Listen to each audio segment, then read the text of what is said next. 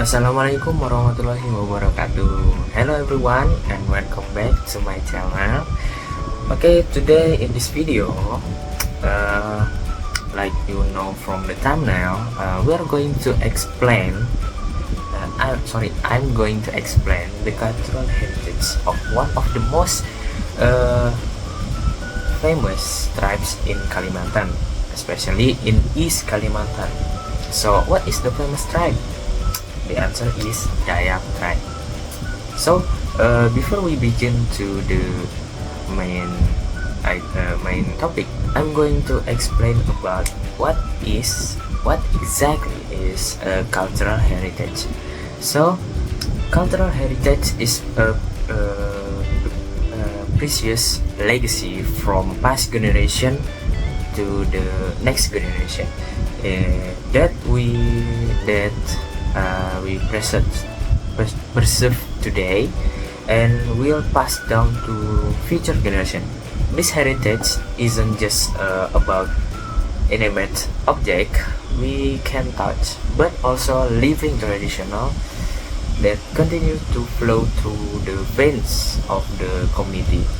The Dayak in the East Kalimantan possess a rich cultural heritage that incredibly unique and magical. This time we're going to discuss the three main cultural heritage that make the Dayak tribes so admired by the world. Let's break them one by one. First, we have the Rumah Lamin. This isn't just ordinary traditional house, but the Rumah Lamin is a gigantic steel house that can stretch up to 300 meters long. Imagine a single house can accommodate a dozen of family at the same time.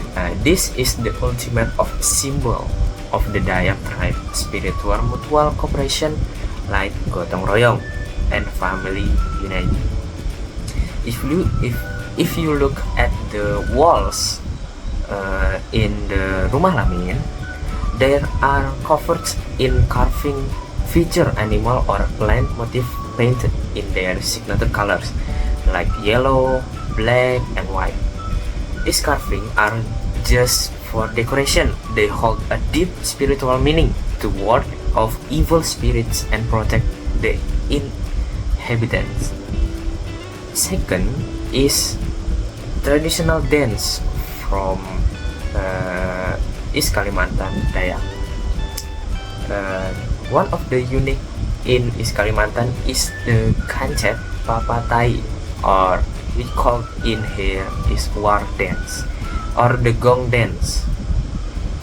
The dance movements are incredibly graceful that from mimic the beauty of the scared hornbill bird, or we call in Kalimantan is burung enggang. What gives you goosebumps and leave you in a way is the musical accompaniment, the plugging second of the sheet. A traditional Dayak string instrument has such a magical melody. Once you heard it, amidst the silence of the Kalimantan rainforest, it feels as if you're being transported into another dimension. Not like you're going to another dimension, but it feels like. The third one is long turbo traditional, or it like wearing an earring, but it's so heavy that make your ear go long. This is a very rare and sacrificial cultural heritage. The traditional of telinga aru, or a long thing, the earlobes. For Dayak women in the past, especially the Dayak Kenya tribe, long earlobe weighed down a metal earring were a symbol of beauty, nobility, and a way to practice and patience. Sadly, this traditional is on a very of extension and can now only be found among a few elders or mother in the remotely village of East Kalimantan.